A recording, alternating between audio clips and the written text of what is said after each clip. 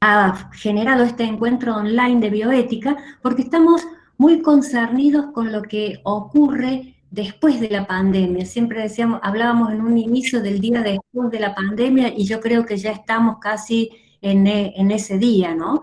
Y dentro de lo que la pandemia nos ha golpeado, ha tenido un impacto importante, es sobre los aspectos socioeconómicos. Entonces, decidimos que era una buena oportunidad esta de encontrarnos para que nuestros invitados pudieran darnos un pantallazo. Lamentablemente no hay mucho tiempo, pero al menos un pantallazo acerca de estos aspectos socioeconómicos que nos deja la pandemia.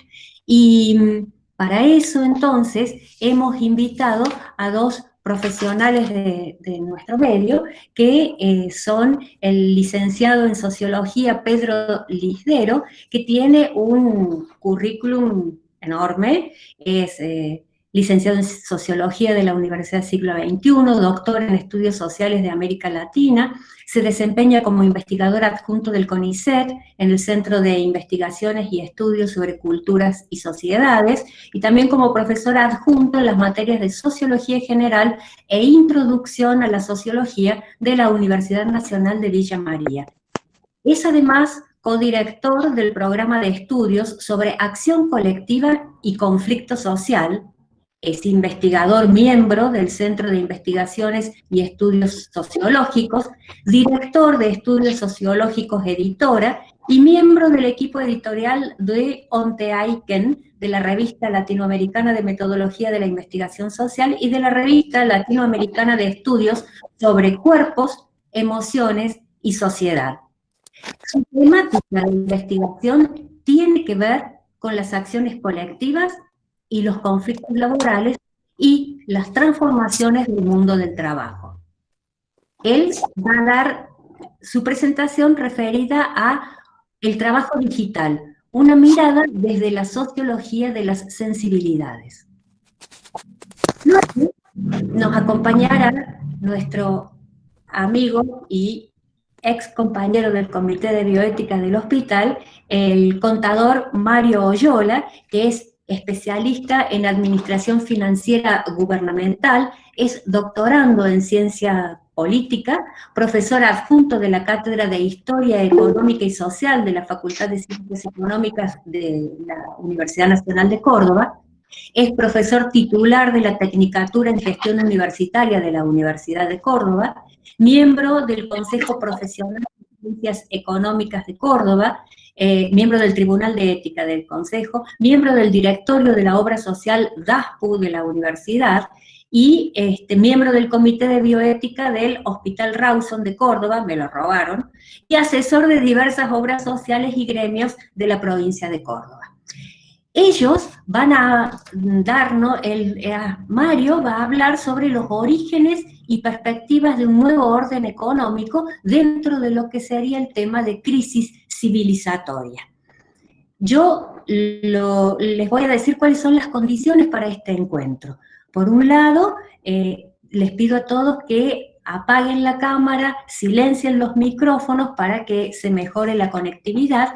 Cada uno de nuestros disertantes presentará durante 15 minutos su disertación, y después que terminen ambos es cuando vamos a tener oportunidad de hacer algunas preguntas, las cuales ustedes las pueden realizar mediante el chat que figura, si lo ven arriba, a la derecha, hay como unas líneas, allí ustedes pueden escribir lo que deseen para que yo pueda ir leyendo y después les haga las preguntas a los disertantes. Entonces, si están todos de acuerdo, empezamos por el momento con el licenciado Pedro Lisdero, Trabajo Digital, una mirada desde la sociología de las sensibilidades. Pedro, todo tuyo. Bueno, buenas tardes a todos y todas. Ante todo, agradecer mientras voy compartiendo la pantalla. Agradecer la invitación de María Inés, de José, también de Mario, con quien siempre es un gusto volver a encontrarnos. Para mí es muy grato estar aquí, entre otros motivos, porque no es usual estas invitaciones más allá de las propias fronteras de los ámbitos disciplinares. Entonces, aunque me da un poco de vergüenza ahí la lectura de currículum, quiero que sepan que yo soy sociólogo y es desde acá, desde donde voy a hablar, y entonces para mí es también un desafío tener que presentarle las cosas que, si bien yo de eso me ocupo todo el día, de estar pensando, escribiendo sobre eso, también ampliar un poco las posibilidades de escucha implican para mí reformular algunas cosas, algunas presentaciones. Esta presentación que voy a compartir con ustedes es algo que venía pensando más bien antes de que se declare toda esta pandemia, toda esta situación que estamos viviendo, pero que me parece, y ojalá que surja así, está en nosotros, digamos, escapa un poco ahí, hasta a mi alcance, poder encontrar los links con sus intereses como grupo, como equipo y eso. Pero yo creo que tiene mucho que ver, o a partir de lo que les voy a intentar contar, uno podría intentar trazar algunas preguntas, algunos interrogantes, algunas pistas quizás, para comprender el mundo que vivimos, más allá de lo que ello haya implicado en términos de pandemia. ¿Ustedes están viendo mi presentación? Tienen los micrófonos. Sí, señor. Sí, podrías ampliarla, podrías ponerla en pantalla completa. Perfecto. Bueno, le agradezco mucho. Vean, mi idea es, para contextualizar un poco lo que quiero contarles, desde hace un tiempo con nuestro equipo de investigación venimos ocupándonos, si se quiere, de problematizar dos tendencias que desde nuestra perspectiva son centrales para entender las transformaciones recientes de la sociedad. ¿Sí? Una de estas tendencias tiene que ver con esto, ¿no? La reconfiguración global de lo que significa cotidianamente trabajar, de la experiencia del trabajar, ¿no? La segunda tiene que ver con el proceso y avance de la digitalización de la sociedad. Esto de que los medios digitales, la lógica de lo digital, cada día parece colonizar una dimensión más de nuestra experiencia y de nuestras interacciones. Allí surge como un lugar de convergencia de una serie de debates desde distintas disciplinas, de la sociología del trabajo, pero también desde la sociología de la ciencia, la filosofía de la ciencia, una serie de disciplinas, yo diría, una serie de debates bastante actuales en torno a la noción de trabajo digital. ¿Qué es lo que se quiere discutir con esta idea de trabajo digital? Bueno, precisamente uno de los problemas es lo que abarca y lo que deja de abarcar este concepto, porque bueno, se quiere incluir dentro del mismo frame, dentro del mismo marco, unas experiencias totalmente heterogéneas que van desde el minero congolés que saca litio de una mina a punta de fusil para que sea ensamblado dentro de las baterías de los celulares, hasta el trabajador de la Foxconn en China que ensambla los iPhone, etcétera, que consumimos en todo el mundo, pasando por, además, los trabajadores de Amazon, etcétera, etcétera, ¿no? Es decir, es una categoría que ante la dificultad de tener que englobar y discutir una serie tan heterogénea de experiencias laborales, ha tenido que trasvasar los límites disciplinarios, por lo tanto es un campo interesante desde donde retomar la complejidad que vivimos en nuestros días. Un poquito lo que me he propuesto en esto que también tengo escrito, que se los puedo compartir, quizás, porque les pido disculpas, no me voy a detener algunas mediaciones que quizás teóricamente sean importantes para leer algunas de las conexiones que voy a hacer, pero quiero concentrarme más en presentarle algunos casos, algunas experiencias específicas que nos permita conversar, digamos, que es el objetivo del conversatorio. Entonces les decía, un poco el objetivo tiene que ver con encontrar las vinculaciones de estas dos tendencias, es decir, de la transformación del trabajo y de la transformación de nuestra vida en una vida digital, a partir de lo que implica la noción de trabajo digital. ¿Sí? Bueno, voy a pasar un poquito los presupuestos teóricos para contarles un poquito el contexto latinoamericano. A ver, si uno analiza las bases de datos disponibles a nivel global, tanto como la bibliografía disponible, al menos en lo que hacen los estudios sociales del trabajo, respecto de la primera tendencia, que es cómo se ha transformado la experiencia de trabajar en América Latina en los últimos 20, 30 años. Uno encuentra una foto específica, que es una foto que de ninguna manera uno la podría considerar representativa, pero sí paradigmática, en tanto condensa esto que es lo específico de nuestras latitudes, de nuestro subcontinente, que es la precariedad, o más bien esta relación entre precariedad y precarización. ¿Qué quiere decir eso? Bueno, que el rango distintivo de lo que es nuestras experiencias de trabajo de manera paradigmática en el continente parece tener que ver con la experiencia del desempleo, la experiencia del trabajo part-time, la tercerización, la subcontratación, lo que significa estar empleado en las economías informales, etcétera, etcétera. No hace falta muchas aclaraciones sobre esto. Ahora bien, si uno entra a analizar las mismas fuentes o las fuentes de datos disponibles y para ver esta segunda tendencia que es la digitalización de la vida, vamos a llamarla así, uno empieza a encontrar algunas fotos respecto de lo que yo llamaría la brecha digital. Y esto es, bueno, a nivel global se mide una serie de indicadores para ver qué tan digitalizadas están las sociedades, entre ellos el avance de los puntos de conexiones fijas, es decir, la cantidad de hogares que se conectan a la red, pero también la velocidad, cómo la sociedad va aumentando la capacidad de procesamiento de los datos y la velocidad de procesamiento de los mismos, ¿no? Entonces, si uno revisa los datos qué sé yo, 2010 a esta parte, va a ver cómo en principio parecen borrarse algunas de las brechas digitales originarias, que eran, por ejemplo, acceso, ¿sí? Esto es, si bien en América Latina el techo, o sea, las conexiones fijas parecen haber alcanzado un techo, pero a partir de la expansión, fenomenal expansión del 3G y el 4G, parece que hay mucho más usuarios, la gente se conecta, etcétera, etcétera. Sin embargo, esto de ninguna manera echa por tierra las brechas digitales, sino que diríamos, las transforma cualitativamente. Entonces ahí se produce específicamente en nuestro continente un fenómeno muy particular, que es una especie de overlap, de superposición de las brechas digitales con las desigualdades preexistentes en la región. Por ejemplo, si uno contrasta los datos de conectividad de nuestra región con otras regiones del mundo, uno ve que hay altos índices de conectividad.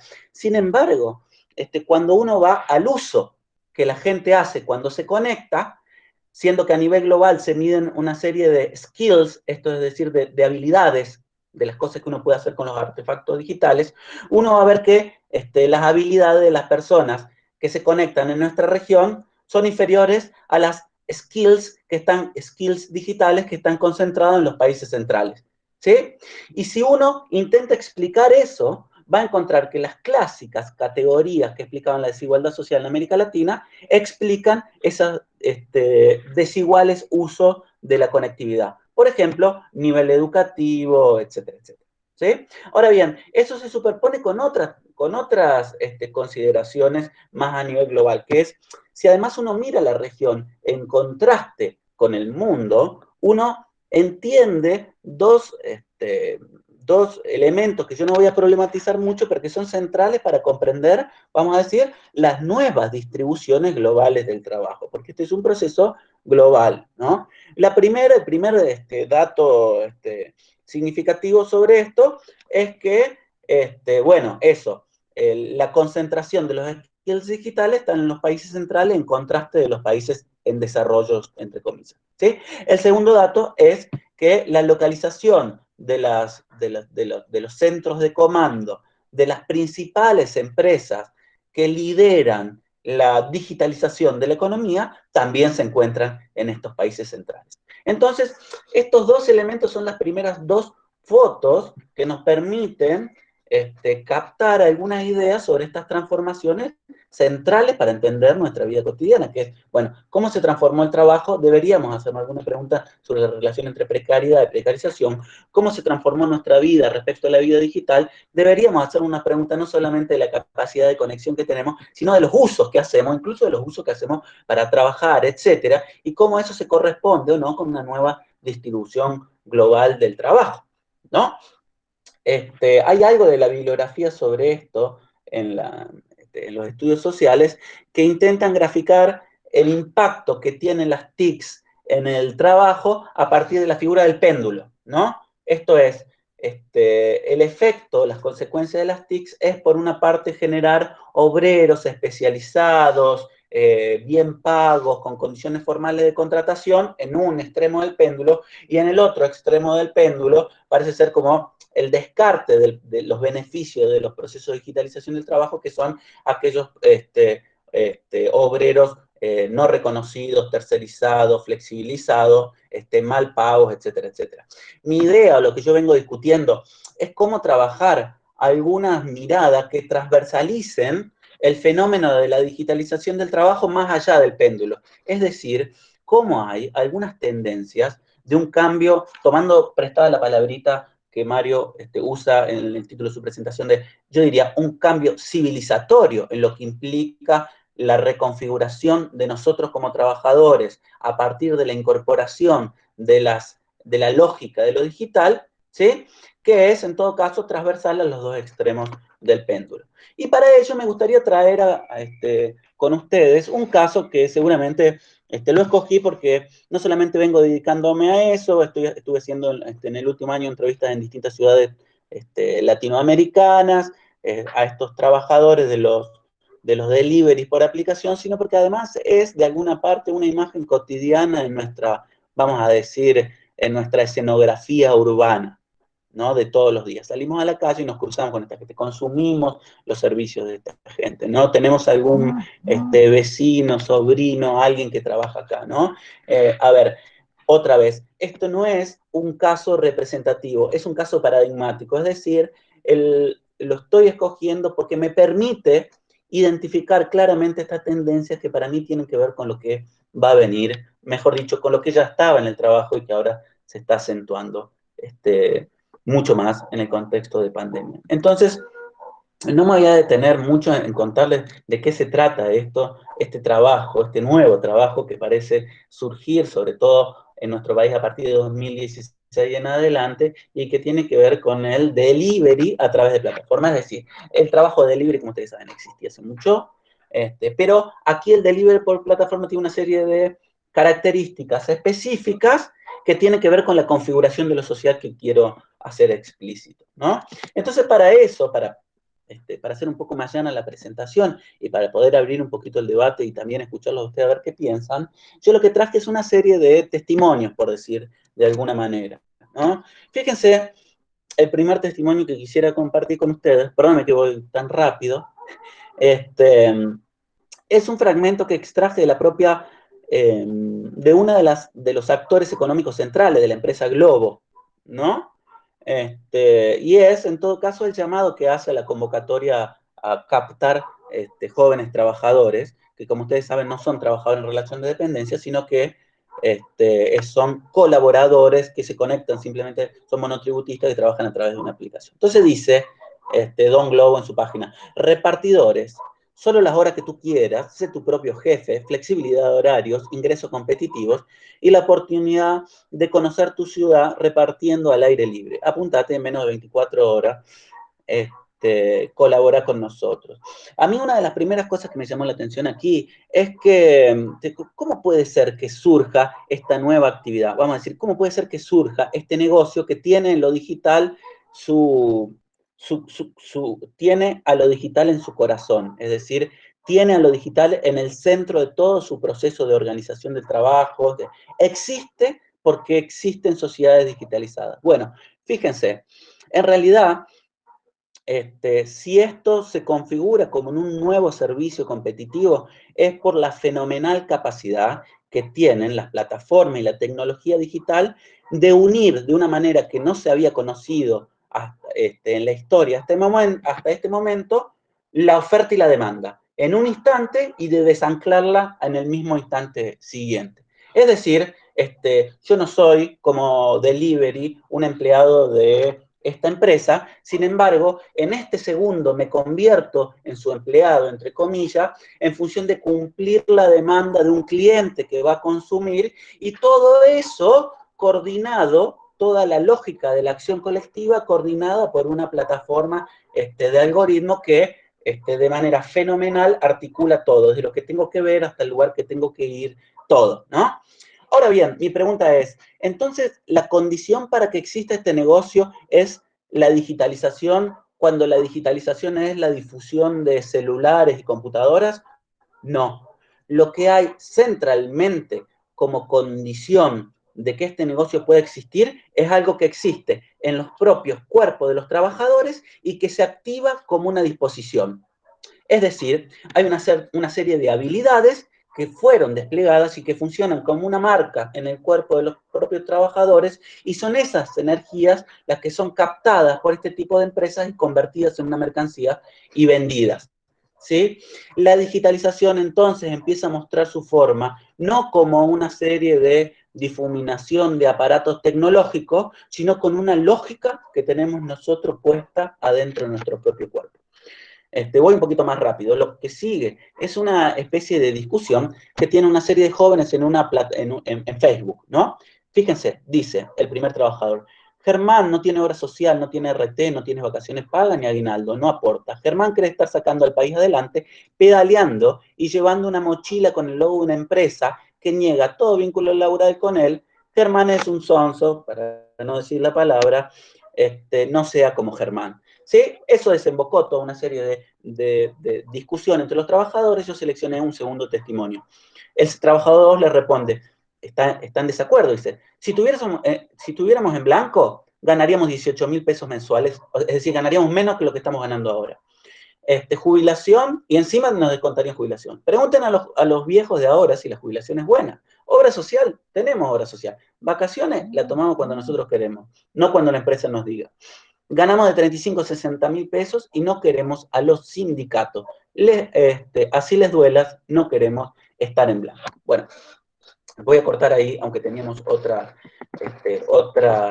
testimonio. Fíjense, hay algo marcado, instalado en el cuerpo, como una especie de software, que funciona como una disposición para que este joven se emplee en este tipo de trabajo, aunque las condiciones sean estas, ¿sí? Entonces, eso que existe instalado en nuestro cuerpo no es algo metafísico, es algo que se ha construido, si se quiere, con la historia social que ha llevado a que las prácticas sindicales sean como sean, las prácticas de jubilación sean como sean, etc. Todo eso fue dejando la marca en el propio cuerpo de los trabajadores, y es eso lo que emerge como disposición, como energía disponible que capta la empresa y transforma. Estoy terminando con esta slide. En todo caso, esta es la pregunta que yo me haría como consecuencia de estas líneas analíticas de las cuales me han faltado desarrollar algunas mediaciones.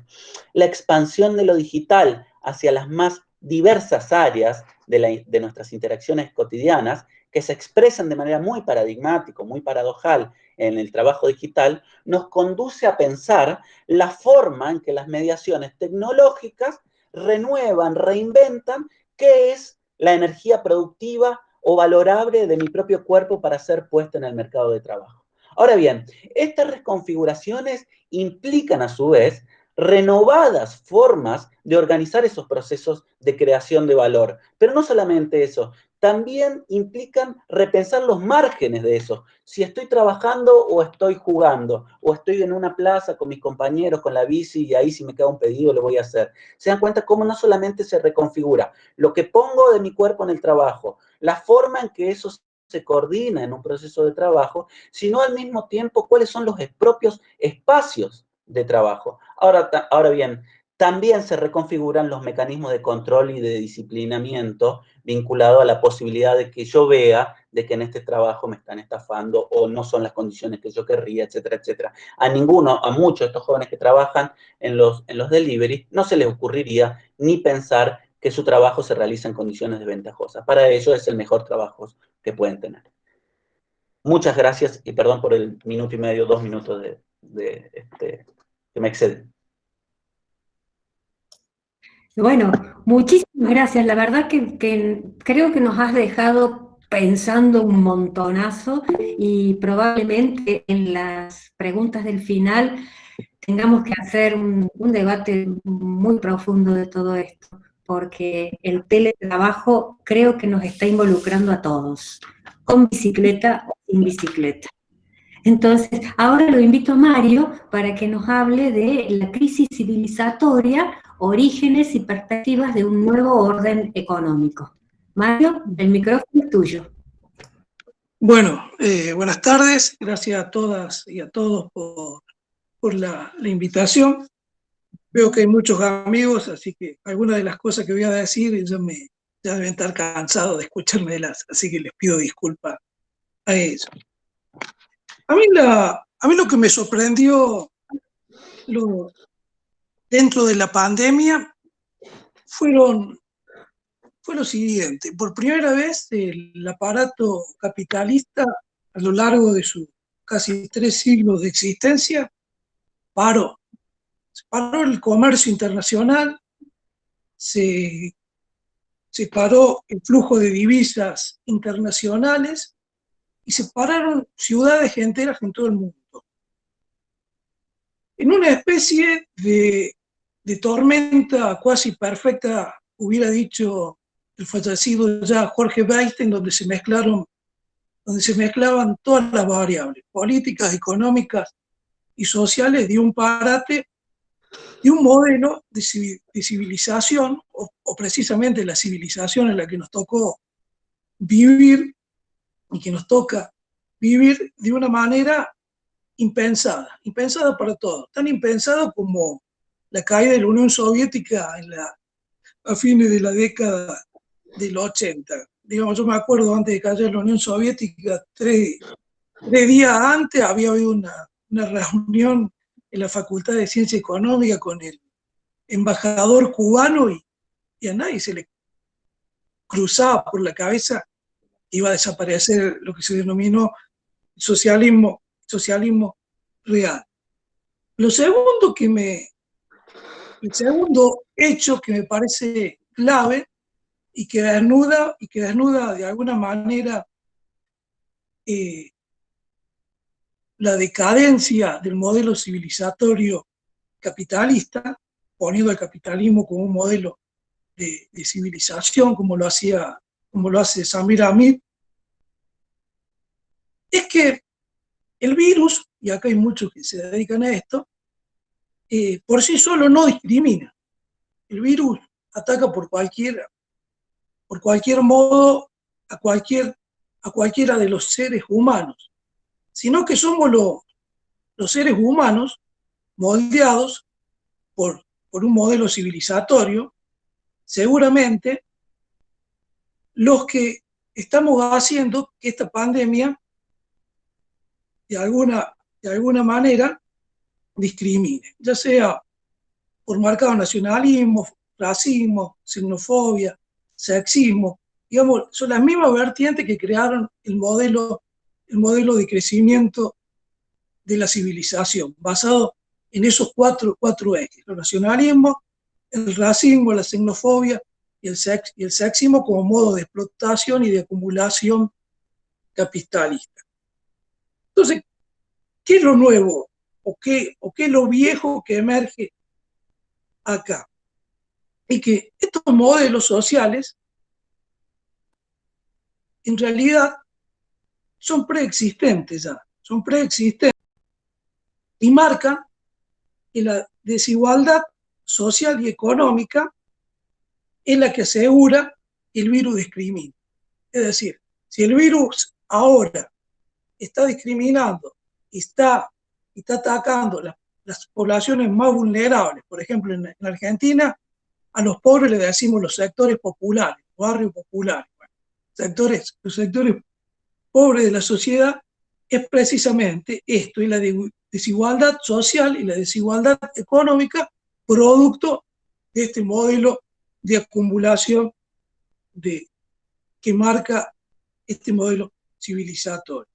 Entonces la pandemia ha traído diversas conjeturas y diversas posiciones dentro de la sociedad. Algunos lo conmocionan, otros son incrédulos frente a la pandemia y violan civilmente las medidas de los gobiernos en todo el mundo, o los mismos gobiernos son incrédulos de la pandemia, generan terror. Entonces, de alguna, lo que se está configurando, y es lo que escuchamos más, la palabra más común, es cuando se vuelve a la normalidad, o por qué se ha alterado la normalidad. Si uno habla con cualquier compañero de trabajo, con cualquier amigo, y la primera pregunta te hace, ¿y cuándo vamos a volver a la normalidad? Y no vamos a volver a la normalidad si entendemos por la normalidad el estado anterior de las cosas. Porque muchas cosas, que si bien para alguna gente aparecen como nuevas, son viejas cosas que ya se venían experimentando y que estaban acá, tal como lo que explicaba Pedro, no es producto de la pandemia, es un proceso de las modificaciones, donde las mediaciones tecnológicas están intentando crear sociedades de tipo tecnológicas, donde el trabajo va a aparecer no en el uso del cuerpo, tal como estuvo en la primera, segunda o tercera revolución industrial, sino en esta cuarta revolución industrial de la infotecnología y de la biotecnología, mediada por la digitalización. Pero, como bien dice Pedro, el ser humano va a seguir poniendo el cuerpo. Digamos, el cuerpo sigue siendo el objeto de explotación más allá de la mediación digital. Es decir, esta digitalización aparece simplemente como una mediación. ¿Y por qué digo que esto no es nuevo? Porque si nosotros observamos los últimos 10 años de historia económica, y vamos a ver que, por ejemplo, las empresas más grandes y más rentables del mundo, y las que en capitalización, ya sea capitalización bursátil o capitalización física, patrimonial, han sido las empresas vinculadas a estas nuevas sociedades digitales. Apple, Microsoft, Apple, Facebook. Y si vemos quiénes son las personas más ricas del mundo, precisamente, si vemos en Forever, por ejemplo, vamos a ver que son los dueños de estas empresas y que desplazaron del mercado internacional, accionario global y bursátil, a la industria tradicional, a la producción de manufactura. Entonces hay una mutación que de ningún modo deja de lado la producción de tal cual se desarrolló en la primera, segunda y tercera revolución industrial, pero hay un desplazamiento de la mano de obra. Es decir, esa mano de obra que se empleaba para la producción de manufactura está siendo reemplazada por la robótica y por tecnologías de alta gama que desplazan mano de obra y hacen más eficiente el sistema productivo. Entonces, ¿hacia dónde trasladamos esa mano de obra?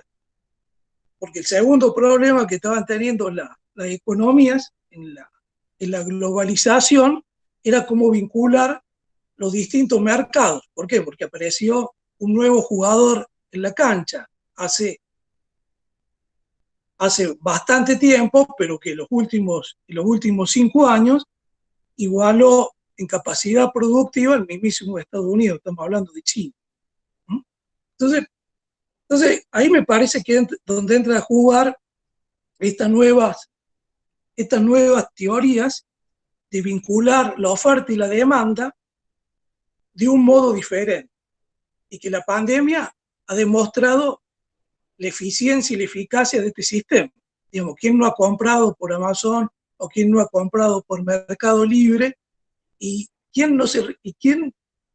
creo que la mayor cantidad de gente se está replanteando que una de las mejores formas de comprar, con todo el apalancamiento de mano de obra que trae aparejado este sistema, donde la mano de obra queda vinculada. Pero decir esto, que parece evidente, sería un análisis incompleto, porque, digamos, detrás de esto, ¿qué hay?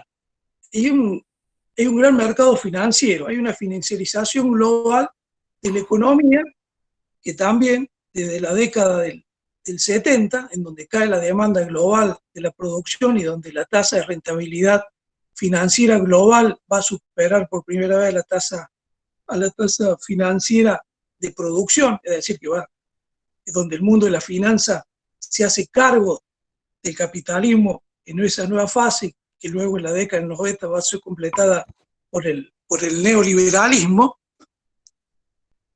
va haciendo una conjunción que posibilita estas sociedades digitales. Que yo la enmarco dentro de lo que un filósofo italiano, él llamó la fábrica del hombre endeudado, en donde al no tener las sociedades ya esa capacidad de absorber toda la oferta disponible, porque de eso se trata el capitalismo. Llegó un momento en que la oferta es superior a la demanda. Digamos, hoy en el mundo se producen alimentos para 3 mundos, algunos dicen, otros dicen que para 2 mundos. ¿A dónde va esa comida? Digamos, y hay gente que todavía se muere de hambre o tiene necesidades básicas insatisfechas, donde se producen manufacturas y servicios que escapan aún a las necesidades básicas y aún a las de uso y confort, que ha ido produciendo una serie de crisis que tienen que ver con la crisis medio ambiente, la crisis de la familia, las adicciones, etcétera, donde el ser humano aparece como insatisfecho permanentemente y encuentra en la sociedad de consumo un escape permanente.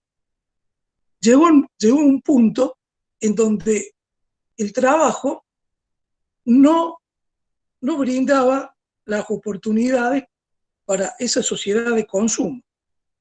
Y es ahí donde apareció el crédito en forma directa a cada uno de los individuos y a cada uno de las sociedades. Hoy un país exitoso, antes de la pandemia, es un país que tenía capacidad de crédito, de endeudarse. Una persona exitosa es la que tiene una tarjeta Black y tiene capacidad de endeudarse hasta el infinito, prácticamente. Y esto yo siempre le hago la comparación a mis alumnos en mi clase. Cuando yo era chico y alguien se quería comprar un auto y juntaba la plata y la llevaba en una valijita a la concesionaria. O hacía un cheque si tenía una cuenta bancaria. Hoy sabemos que la única forma de acceder a una vivienda y a un consumo de máxima calidad o otro tipo de actividades que tengan que ver con consumo es mediante el crédito. ¿Qué pasa? Entonces, ¿qué consecuencia trae esta pandemia? Digamos, ¿qué hemos visto en estos 3 meses? Hemos visto una caída del comercio internacional. O sea, no hay circulación prácticamente de mercancía en el mundo. Recién leía que Pekín entra nuevamente en una fase por un nuevo brote. Son 20 millones de personas que van a aparecer otra vez vigiladas al estilo chino. Hemos visto una caída de los consumos locales. Hemos visto cómo se pierden puestos de desempleos. Hemos visto, por ejemplo, en Argentina, cómo cae el sistema previsional. Recién hubo un informe hace un par de días que 15.000 empresas no pagaron sus cargas sociales. Hemos visto que el sistema financiero global goza de una incapacidad del crédito. El Banco Central, por ejemplo, para darle un ejemplo y que se entienda lo que digo, fijó una tasa para plazos fijos del 30,2%. Hace 4 meses los bancos se hubieran peleado por atraer depositantes y por lo tanto hubieran subido 1 punto, 2 puntos el límite mínimo del Banco Central. ¿Saben a cuánto están esas tasas hoy? A 30,2. ningún banco quiere absorber el peso. ¿Por qué? Porque hay un exceso de peso.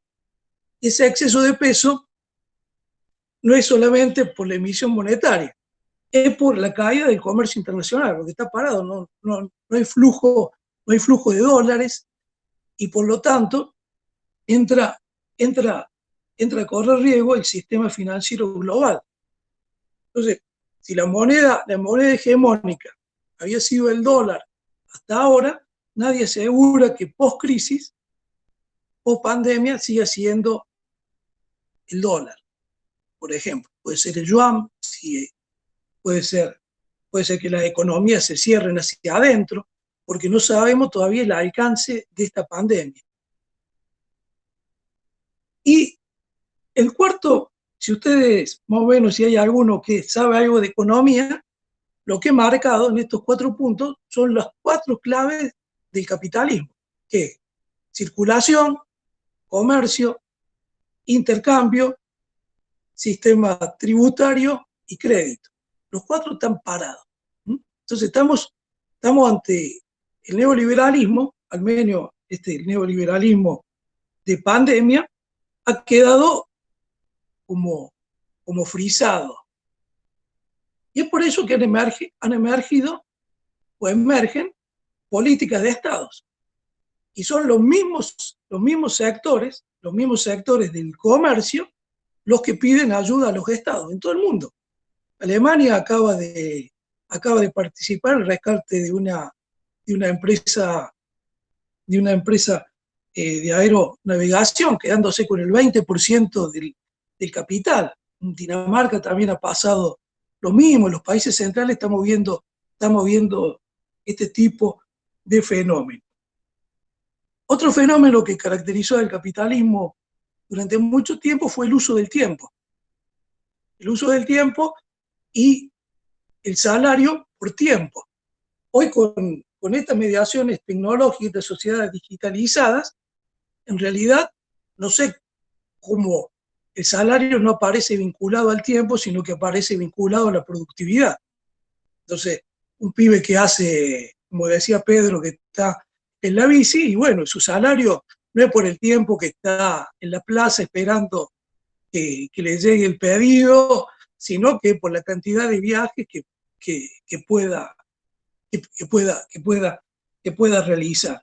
Es decir, el tiempo aparece como no a perder el valor que había tenido en sus orígenes mismos del capitalismo. Y se empieza a poner en duda quién se debe hacer cargo del costo de esta crisis. Que ese me parece el punto central.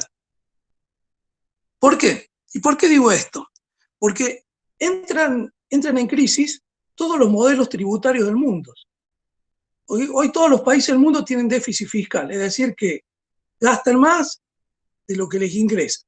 Y a su vez tienen por parte de la población un pedido mayor de exigencia, porque tienen que hacer frente a la emergencia, como estado de emergencia, o estado emergente de excepcionalidad, y a su vez tienen que garantizar el funcionamiento de la cosa pública.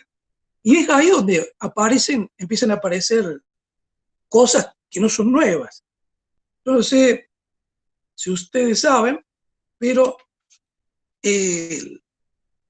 los impuestos a las riquezas dentro de la tributación global total, es decir, todo lo que se recauda a nivel tributos en el mundo, representa tan solo el 0,4%. O sea, la riqueza no tributa en ningún a nivel global. Entonces comienzan discusiones como la que comenzó en Argentina recientemente en torno a si se debe gravar la riqueza o no se debe gravar la riqueza. ¿Por qué? Porque los impuestos que están asociados al consumo y a la seguridad social empiezan a caer, una por la baja del consumo y dos por las altas tasas de desempleo que se comienzan a ver. ¿Qué quiero decir con todo esto? que todo modelo civilizatorio en realidad son construcciones sociales históricas a lo largo de la historia, en donde se van imponiendo determinadas fuerzas sociales que le van dando un determinado matiz civilizatorio a esas sociedades, y que determinan el sistema legal, el sistema fiscal, el sistema económico y el sistema político. Hoy todo eso con la pandemia aparece en duda. Los que hacemos la docencia de un día para el otro y dejamos el pizarrón, la tiza y estar frente a 300 tipos, o 400, yo por ahí tengo, no, más de 400 no, que no hay aula más de 400, pero debería tener más gente, ante un nuevo escenario y una nueva manera, no solo de transmitir el conocimiento, sino de evaluar ese conocimiento. Pero, digamos, el problema que se viene, o que vemos en la actualidad, es un problema no de semanas, de meses, sino que es este nuevo cambio de paradigma, que no sabemos bien cómo va a salir, porque va a depender fundamentalmente del grado de apertura que tengan los países, o no, si el virus finalmente es domesticado o no. Hoy, con esto que yo les contaba de Pekín, por lo que leía ahí en los medios, decían que era una cepa nueva y que tenía una mayor potencia destructiva que la anterior, etc. O sea, son todas, dicho en criollo, son todas especulaciones, pero que van marcando la historia, por lo menos en el corto plazo. Sino, ¿qué es lo que va a pasar dentro de 30 años? Porque se estima que dentro de 30 años la población, hoy somos más o menos unos 7.700 millones, van a ser unos 9.700 millones, y para el año 2100, según la Organización de las Naciones Unidas, estaríamos en 11.000 millones de personas. Entonces, ¿qué futuro o qué modelo de sociedad puede emerger? Bueno, y acá hay dos visiones que desde la filosofía y de la economía se pueden ir marcando, básicamente una visión optimista, una visión pesimista y una cuasi utópica del futuro y el devenir de las sociedades enmarcadas dentro de una nueva normalidad. Yo el otro día me preguntaban por la radio acerca de normalidad, y yo digo, bueno, en una de esas la normalidad pasa a ser futura de esta nueva forma de vivir, de este nuevo modelo civilizatorio que empiece a emerger, y donde el viejo paradigma rápidamente fue reemplazado por un nuevo paradigma en cuestiones de horas.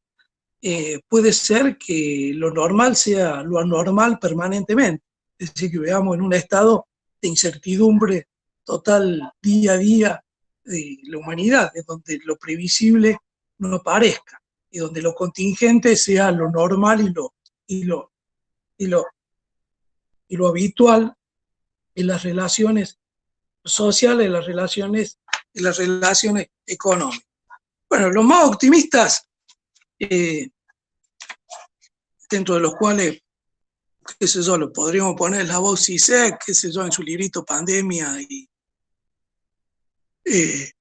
Pandemia. Bueno, ellos piensan de que una crisis civilizatoria de este modo, y con gran parte de destrucción de la humanidad y básicamente del capital humano que construyó el capitalismo en el siglo XX, nos llevaría a los estados a una colaboración conjunta. Por eso él habla de un comunismo global, es decir, que todos los estados colaborarían entre sí. Hasta ahora no se ve eso, yo no lo veo, por lo tanto no mucho con Zizek, no, en esta ocasión no estoy muy de acuerdo con esa visión. Después hay una visión pesimista, del filósofo más pesimista del siglo XX, del siglo XXI, que es la de Corea del Sur, Chul Sun-Lam, en donde él ve una sociedad y un mundo vigilado completamente en lo que él llama una sociedad de autoexplotación, un poco lo que contaba Pedro de estos nuevos trabajadores, que en realidad en las categorías teóricas del marxismo clásico serían unos autoexplotados, es decir, no hay unos autoexplotados de sí mismos, en lo que llama Chul Sun-Lam la sociedad del rendimiento y la sociedad del cansancio. Yo tampoco creo que lleguemos a una sociedad tan vigilada, así onda Corea del Sur, durante la pandemia, y me inclino más por una visión que es utópica, una visión utópica y que tal vez tenga que ver con la edad, la formación política e ideológica que uno acarrea y la experiencia que tiene, es lo que voy viendo que va sucediendo en el mundo. Que es un mundo donde está tomando una centralidad los estados nacionales.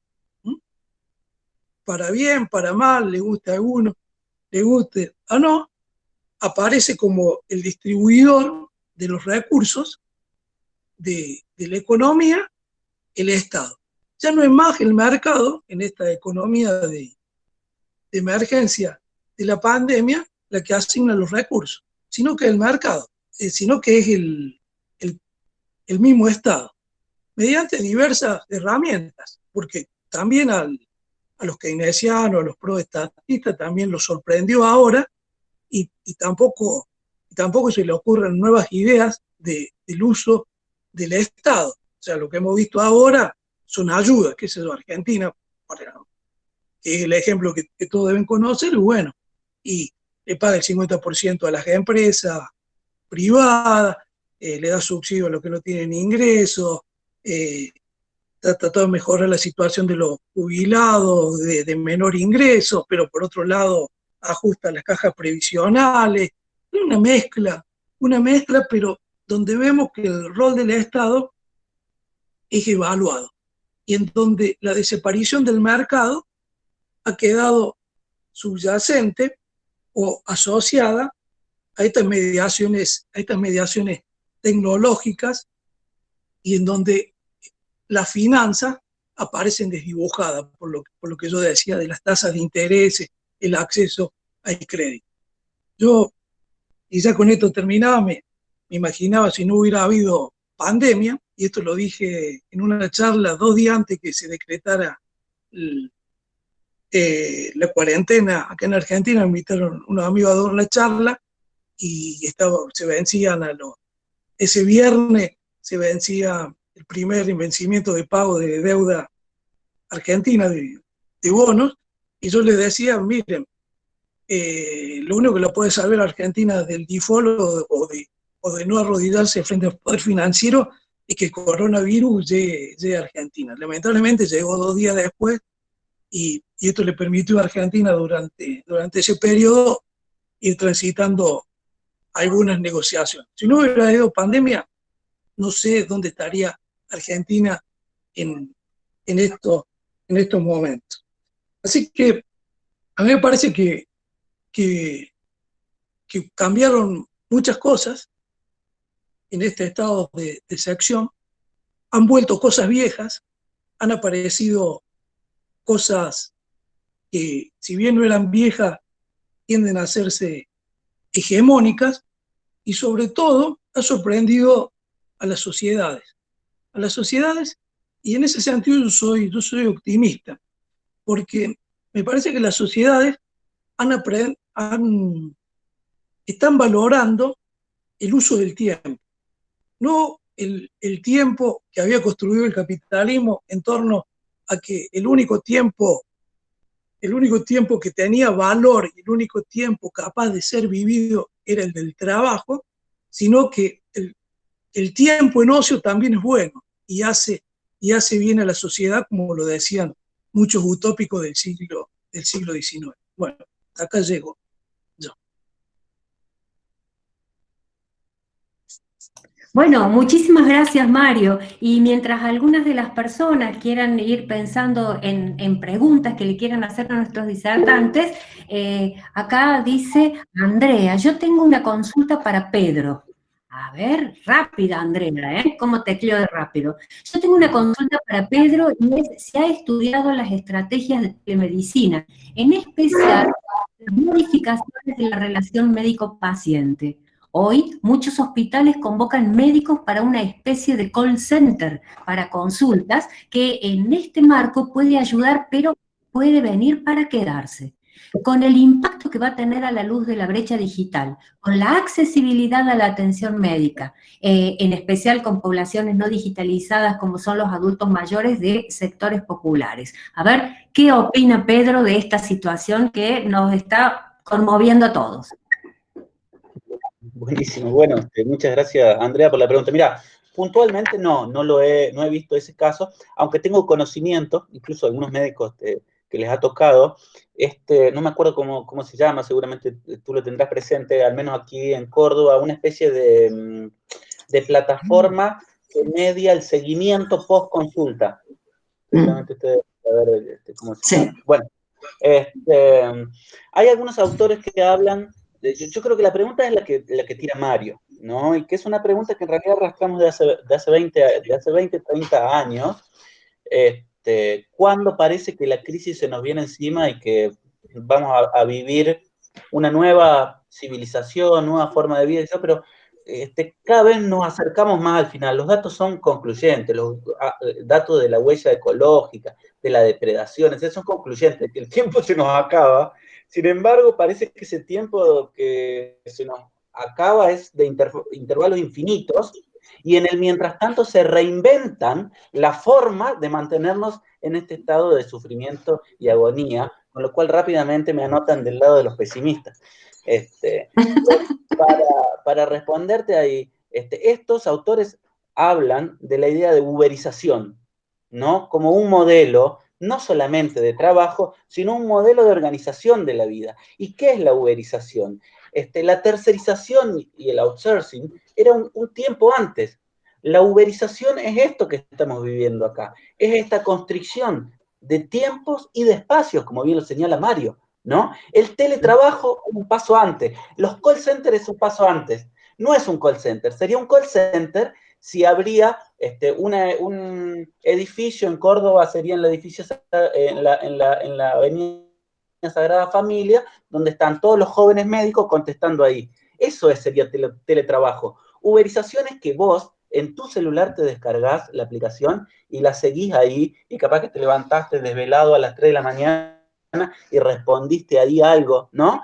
Es como que la propia organización del trabajo va renovando la forma de meterse cada vez en tu intimidad para sacarte otras energías productivas que ni siquiera vos sabías que eras productiva. Pues yo nunca me imaginé que levantándome a las 3 de la mañana podía aportar algo para alguien. Pero si entro a la aplicación y le respondo a la consulta, aporté. Y ahí se activó una cadena de valor. Eso no existe sin una cadena económica y sin toda la estructuración de eso, ¿no? Entonces hay un nuevo proceso de valorización de una capacidad mía, pero también un nuevo proceso de captar esa valorización, ¿no? Está el sensor que capta y el cuerpo que no es el mismo cuerpo. Precisamente una de las cosas que nos ocupamos en esta sociología de las sensibilidades es de entender de que hay una dimensión biológica del cuerpo, y ahí se nos enojan todos los sociólogos, pero que hay una dimensión social y subjetiva del cuerpo, y que el cuerpo es la tensión entre esas tres cosas.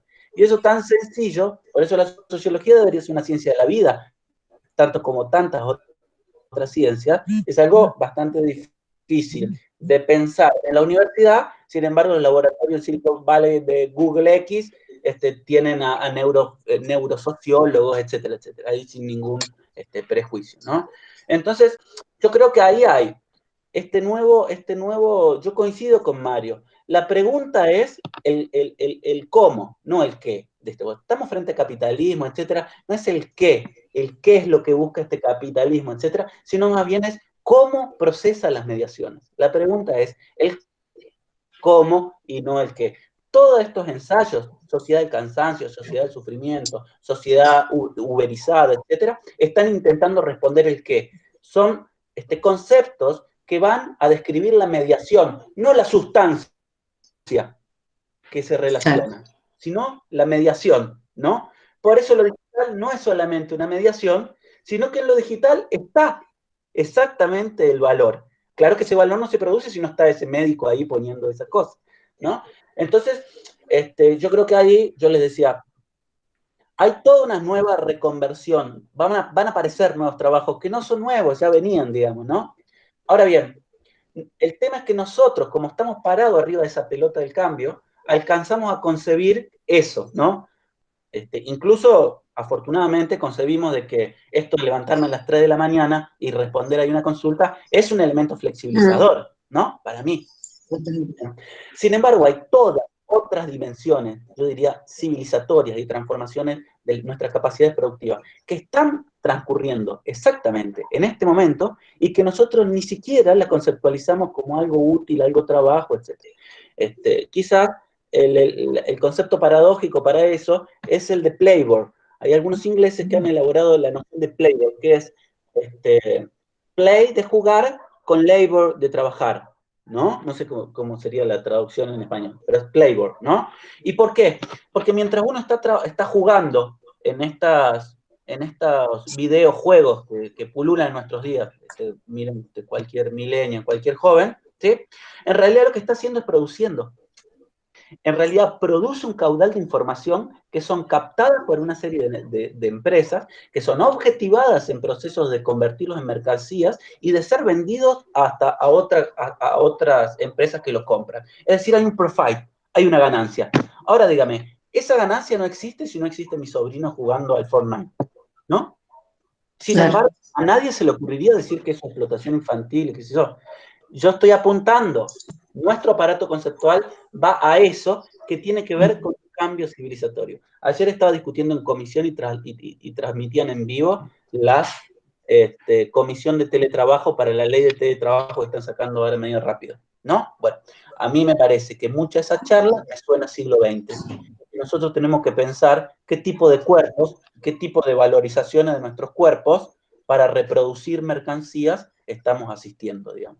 Porque hay algo que ahí sí estoy de acuerdo, bueno, no algo, sino estoy de acuerdo con mucho de lo que dijo Mario, pero que esto, si hay algo que uno no puede evitar es que mira a su alrededor y ve proceso de mercantilización. Y si hay proceso de mercantilización, hay trabajo expropiado. Y si hay proceso de mercantilización y trabajo expropiado, hay capitalismo. Y no hay capitalismo sin Estado. Entonces ahí yo, la autocrítica que me hago es, si alguna vez pensamos que el Estado se retiraba, quizás nos equivocamos y estábamos viendo que el Estado estaba jugando para otra parte, pero que no había un Estado ausente, sino que un Estado presente, escondido, jugando de otra manera. Por ejemplo, si nosotros vemos, para retomar la lógica de la inversión, ahorro y del gasto en términos de Estado, las tendencias que han tenido las transferencias condicionadas de ingresos en todos los países y en todos los signos políticos, desde Macron a Trump, ¿no? Ahora que se va a empezar a discutir en Europa ingreso universal, y acá también, bien, seguramente, ya escuché la propuesta de hacer de la IFE una especie de ingreso universal, ¿no? Tenemos que preguntar si eso es una tendencia que se contradice con los últimos 10, 15 años, o si es realmente algo nuevo, etcétera, ¿no? Hay que buscar los números y esas cosas. Mario va a tener más herramientas que yo. Perdón por la extensión. No, muchísimas gracias, Pedro. Muchas gracias, Pedro. A mí me parece que en este momento, si nadie se opone, yo le quiero preguntar a Mario dos cositas. Una, ¿qué va a pasar con el sistema financiero mundial después de todo este panorama que vos nos has dado? Y por otro lado, ¿qué perspectiva tienen los países de la región que están endeudados, como en nuestro caso, lamentablemente? Mario. Bueno, estamos en un momento financiero donde digamos, yo que doy historia, después de toda crisis hay un cambio de orden. Eso ha sido, no quiero hacer una historia determinista, pero me parece que va a haber un cambio del orden internacional. Si la crisis se extiende más, ya la pandemia se extiende mucho más de lo que nosotros esperamos. Y que por los datos que hay, pareciera que sí, vamos a vivir de una manera bastante diferente. Y eso va a traer aparejado que el sistema financiero global, básicamente los mercados de derivados, para explicarle un poco, miren, para los que no sepan, los mercados de derivados son transacciones financieras a futuro, es decir, yo compro acciones, por ejemplo, especulativas de la cosecha de soja del año 2025, ¿viste? Por decir una cosa que se entienda. Bueno, ese mercado de derivados, cuando fue la crisis de las subprimes en el año 2008 en Estados Unidos de la hipoteca, llegó a ser 12,5 el PBI global. Es decir, eso es una burbuja financiera. Es decir, es plata que existe, pero en forma virtual, pero que no viene del aparato productivo, que no viene de la producción. Mediante ese sistema financiero es donde se producieron las grandes transformaciones y grandes concentraciones económicas. En estos grandes que yo hablaba, como Amazon, Google, Google, por ejemplo.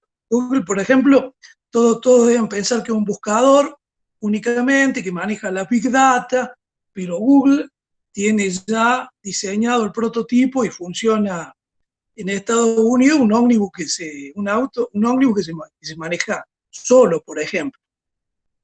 Tiene las mayores inversiones en medicina, en diagnóstico.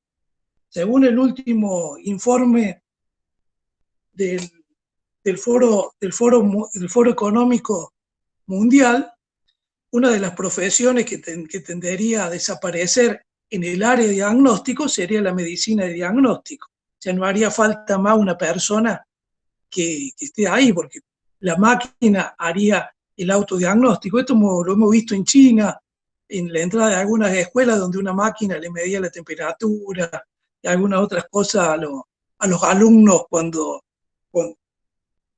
entraban. Entonces, estamos hablando de áreas donde está el cuerpo humano y desplazaría mano de obra. Bueno, toda esta rentabilidad financiera de los mercados de derivados, hoy los mercados de derivados han llegado a 4 veces el PBI global. Es decir, han bajado desde la crisis del 2008 prácticamente 8 veces. ¿Esto qué significa?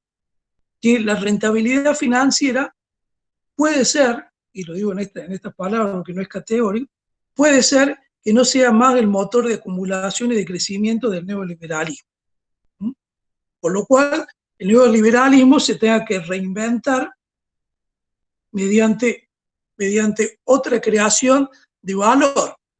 Es un poco esto de esta definición del neoliberalismo que hacemos los heterodoxos. Para nosotros los heterodoxos, el neoliberalismo constituyó un nuevo tipo de racionalidad en la humanidad, donde su característica más notable fue la transformación del ser humano, este ser hablante, mortal y sexuado, en únicamente un ser considerado como capital humano. O sea, transformamos a este ser hablante, mortal y sexuado en capital humano, en un recurso humano.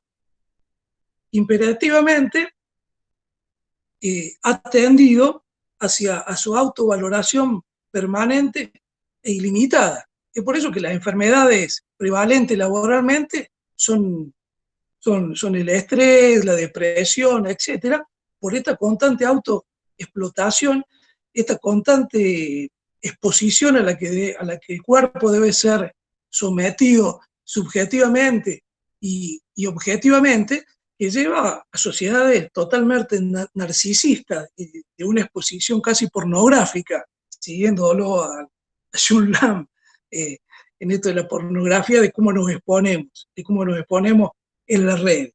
Todo eso constituye datos. Y esa es la nueva mercancía. La nueva mercancía ha pasado a ser nuevamente el ser humano, pero ya no explotado mediante una relación de poder vertical, como lo planteaba el amo y el esclavo. El ser humano pasó a ser amo y esclavo de sí mismo. Entonces, ahí es donde aparece el sistema financiero. Me parece que los muchachos se han dado cuenta que el crecimiento infinito de la moneda, y acá me meto en economía, de la economía en términos de burbujas,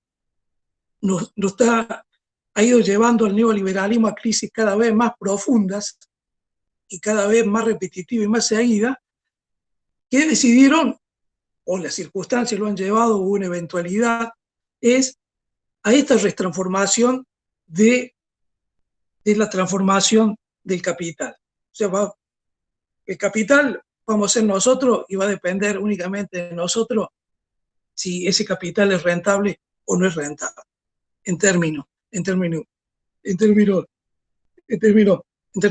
didácticos. Entonces, me parece que hay Argentina, como dice Pedro, sigue pensando en términos del siglo XX.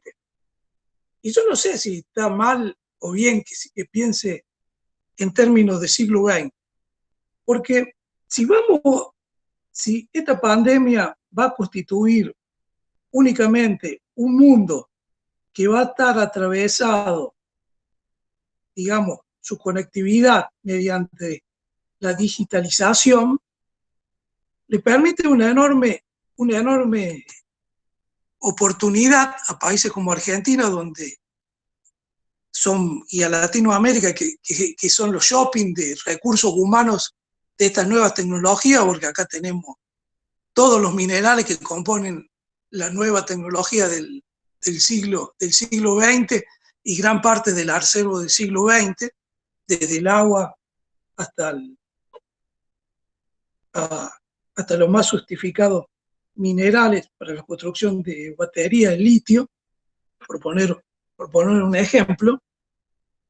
¿Quién no nos dice que la desconexión, esa desconexión que planteó Samir Hamid allá por los años 80, en esa idea de no estar ni en un capitalismo ni en un socialismo, sino en una construcción, o como decía Aldo Ferrer en la CEPAL, de crecer con lo nuestro, no aparece como una oportunidad de afianzamiento nacional?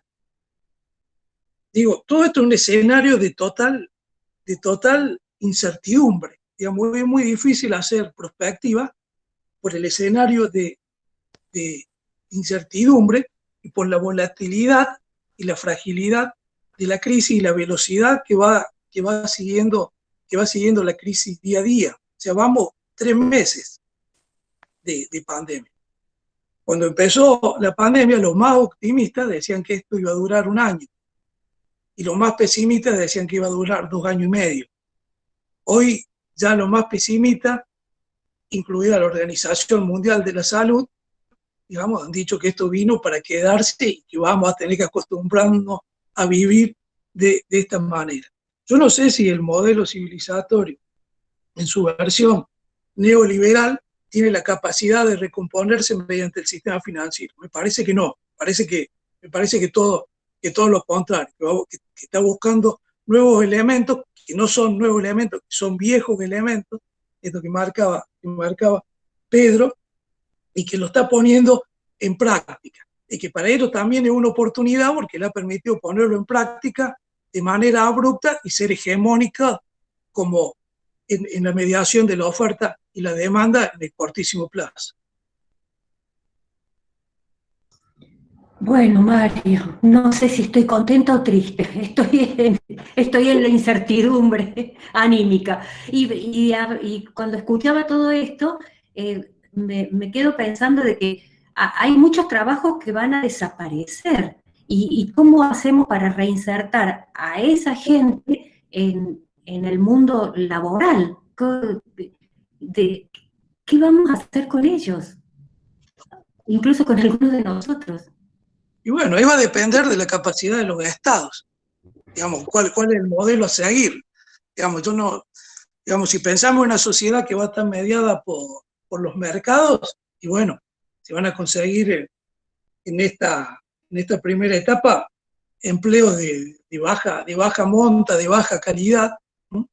Esta uberización del trabajo va a ser lo que primero va a emerger. Ahora, si vos tenés estados fuertes, solventes, y que van a primar como núcleo o nodos productivos, en donde el Estado puede tomar un rol activo en la planificación de la producción, bueno, es otro el panorama. Sociedades como la Argentina son complejas, que es el caso bizantino, como genera una profunda grieta en la sociedad, y si el Estado se tiene que hacer cargo o no se tiene que hacer cargo.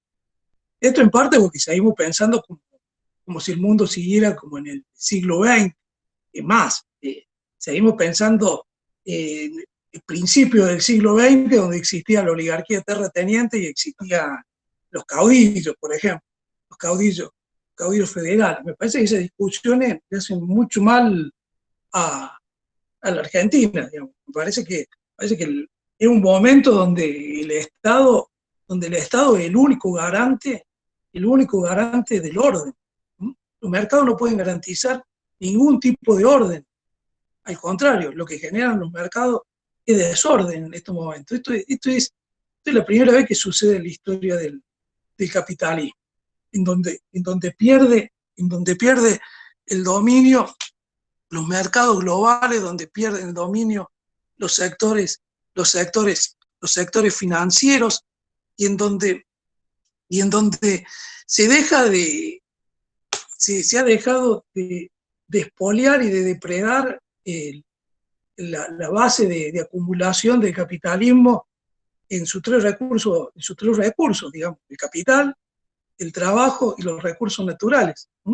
Hay muchos informes que ya hablan de mejoras, serán pocas, insuficientes, por ejemplo, en la capa de ozono, en diversas cuestiones del medio ambiente. Me parece que son tiempos de reflexionar, de parar la pelota, de pensar realmente qué mundo queremos y me parece que los más eficientes para hacerlo esto es con una concepción de Estado centralizado mientras dure la emergencia, mientras dure el estado de excepcionalidad. En un estado de excepcionalidad, los mercados no pueden garantizar nada. ¿Por qué? Porque precisamente lo que se ha parado es la economía de mercado. Y la economía de mercado, para funcionar, necesita del Estado. Entonces, si desaparece el Estado y desaparecen los mercados, no queda nada. Y la nada es dentro de la nada. Parece que esa es la discusión que hay que dar en Latinoamérica. Bueno, en Argentina está en óptimas condiciones para realizar. Bueno, y me gustaría preguntarle a Pedro, con este ejemplo que nos dio de los deliveries, yo ya me estoy imaginando arriba de una bicicleta en breve, les cuento. El tema del caso de los deliveries, ¿qué es lo que nos permite entender acerca del trabajo en nuestra sociedad? Bueno, gracias por la pregunta, Marina. Yo tenía una idea de una respuesta, pero voy a sintetizar sobre otra. O sea, a mí me parece que estamos parados sobre un cambio, entonces es difícil. A mí esa pregunta que tú arrojabas ahí respecto de qué va a pasar con la gente que se quede sin trabajo, etcétera, me la han hecho muchas veces. Yo en ninguna de esas veces supe bien qué responder, digamos. Pero me parece que en esta charla han surgido algunos marcos de comprensión del cambio social, porque precisamente para pensar el cambio social uno tiene que pensar los rangos de movimientos dentro de algunos parámetros que sigue siendo. O sea, el capitalismo no es el mismo capitalismo de los telares de Manchester de principio del 19 a esta parte. Eso está claro, ¿no? Ahora, también me parece que llegamos a una serie de acuerdos respecto de que si nosotros queremos tipificar los tipos del capitalismo, no tenemos que ocuparnos del qué, sino del cómo, ¿no es cierto? Bueno, es decir, no solamente ocuparnos de que en los telares de Manchester se valorizaba el brazo que movía, qué sé yo, ciertas palancas, y a mediados del 20, con el surgimiento de la sociedad de servicios, surgía, qué sé yo, se valorizaba otra parte del cuerpo, será el cerebro, ¿sí?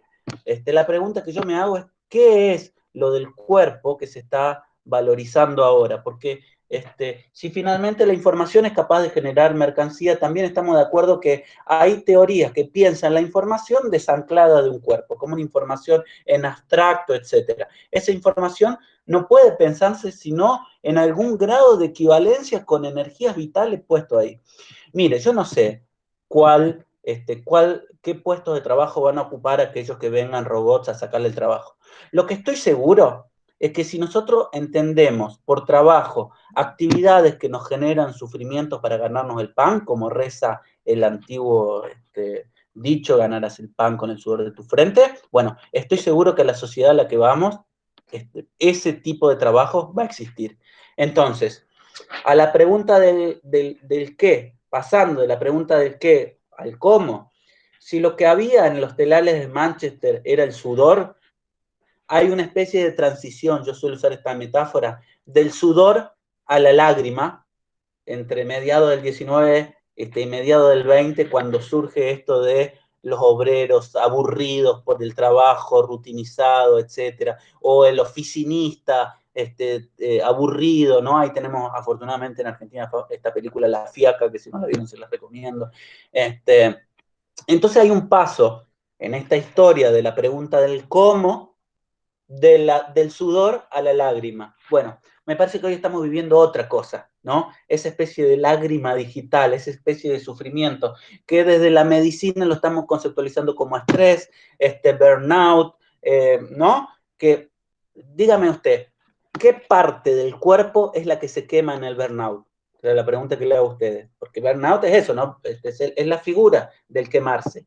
¿Qué es lo que se quema? ¿Qué músculo del cuerpo es el que cada vez más en nuestro trabajo nosotros tenemos que poner algunas otras energías que antes no nos pedían, ¿no? Por eso, además de ser un buen médico, tenemos que ser simpáticos para que los pacientes hagan sus encuestas de satisfacción del cliente en las empresas médicas favorables, ¿no?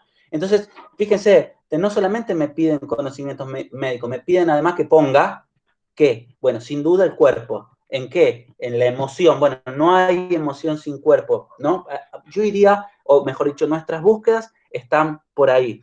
El sistema financiero y las derivas de estos se anclan sobre la base material de la economía. Sigue siendo uno, cuerpos. Y los límites, o las posibilidades de límites y de crisis de ese sistema tienen que venir, van a existir precisamente por los límites de la reproducción del propio cuerpo. Entonces, yo le pregunto, si el sistema a nivel global, sistema mundo, no estoy pensando, ¿sí? Como una especie de teoría de la conspiración, no, estoy hablando de cosas concretas, ¿no? Si el sistema mundo no puede soportar las actuales disposiciones de energías de los cuerpos para ponerlo en los procesos productivos, ¿qué va a hacer? Mejor dicho, ¿qué va a hacer que nos pueda sorprender? Hundir balsas de a miles o millones de africanos subsaharianos en el Mediterráneo, no sería una novedad, ¿no? Ni nada de esas cosas. Quizás una de las virtudes que tienen las crisis es la posibilidad de mirar las mismas cosas que estaban pasando, pero desde otro lado. Y quizás también esa sea una posibilidad de poder conceptualizar los cambios de otra parte. Y en ese sentido, yo asumo esta idea de Bachelard cuando él decía, ustedes están familiarizados, me imagino, con la noción de obstáculo epistémico, como un obstáculo epistémico es algo que nos impide el proceso de bueno. Bachelard decía muy claramente, nosotros mismos, nosotros investigadores, nosotros profesionales, somos nuestros propios obstáculos epistémicos. Quizás el problema de no poder conceptualizar el cambio es que no solamente estamos parados arriba de ese cambio, sino que somos herederos de la forma de concebir ese cambio. Entonces ahí yo celebro estos espacios porque me parece que lo que hay que hacer es escucharnos más entre distintas formas de conocimiento, digamos. Esto de la sociología como una ciencia de la vida, cuando yo lo planteo en la Facultad de Sociología, suena como darwinista, qué sé yo, y me saltan encima. Pero yo realmente, cuando nosotros, en la sociología de los cuerpos que nosotros practicamos, pensamos en cuerpo, no podemos sino decir, bueno, hay una dimensión de esto que tiene que ver con los subsistemas biológicos, etcétera, y que si uno no concibe eso en el análisis de los fenómenos, está perdiendo gran parte de eso. Concebir la información como una entidad abstracta que es precisamente una consecuencia de concebir un cuerpo abstracto, etcétera, ¿no? Bueno, no. Hay atrás de toda la energía informacional un cuerpo vinculado a la producción de esa energía en desiguales. Me parece que no te respondí, María Inés, pero estaba tentado a decir eso. Pero estuvo re bueno lo mismo. Yo lo que quisiera hacer hincapié en esto, y para todos los que hacemos bioética, es que este tema del impacto socioeconómico que ha tenido la pandemia, que de repente nos muestra todo lo que había y lo nuevo y lo diferente, y toda esta incertidumbre también nos pone a nosotros en una situación en la cual nos interpela, a los que hacemos bioética, todo esto nos interpela porque a partir de ahora, ¿cuáles van a ser los valores, los derechos, los principios éticos que aplicaríamos para el análisis de nuestras vidas, de ahora en más? Espero que en algún momento nos podamos volver a reunir para ver si hemos encontrado al menos una puntita de respuesta a todo esto.